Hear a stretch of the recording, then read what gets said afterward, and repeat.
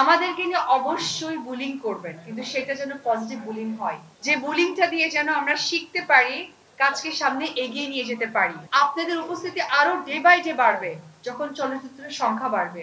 আমি যতদিন থেকে কাজ করছি তখন আপনারা এরকম সাংবাদিকতায় আসেননি। শুধুমাত্র শাকিব খানের সিনেমা ছাড়া কিন্তু সেইভাবে প্রোডাকশন হাউসগুলো কাজ করার আগ্রহ প্রকাশ করে না। আপনারা যারা এখানে প্রিন্ট মিডিয়া এবং সোশ্যাল মিডিয়ার ভাইরা যারা আছেন, আমাদের চলচ্চিত্রকে এগিয়ে নিয়ে যাওয়ার দায়িত্ব যেমন আমাদের, আমি মনে করি আপনাদেরও। আমাদের একটি পজিটিভ নিউজ, পজিটিভ ভাইবস বাংলাদেশের লোকদের কাছে, বাংলাদেশের দর্শকদের কাছে পৌঁছে গেলে যে আগ্রহটা বাড়ে, সেই কাজটি আপনারা করবেন।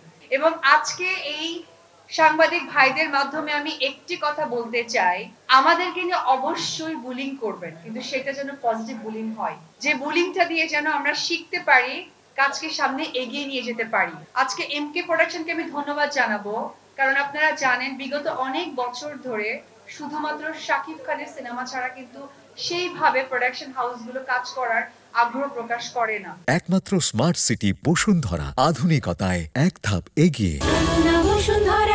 এটা কিন্তু চলচ্চিত্রের জন্য কখনোই সুসংবাদ নয়। তো সে যেহেতু চিন্তা করেছে, তাকে ইন্সপায়ার করার দায়িত্ব আমাদের প্রত্যেকটা মানুষের।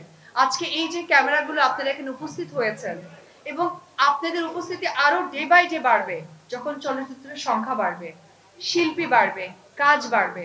আমি একটি কথা আপনাদের সাথে শেয়ার করি, হয়তো এখানে অনেক জার্নালিস্ট ভাইরা আছেন, আমি যতদিন থেকে কাজ করছি তখন আপনারা এরকম সাংবাদিকতায় আসেননি, এইভাবে ক্যামেরা ধরেননি, অথবা আপনারা প্রশ্ন কি করতে হবে আপনারা জানেন না।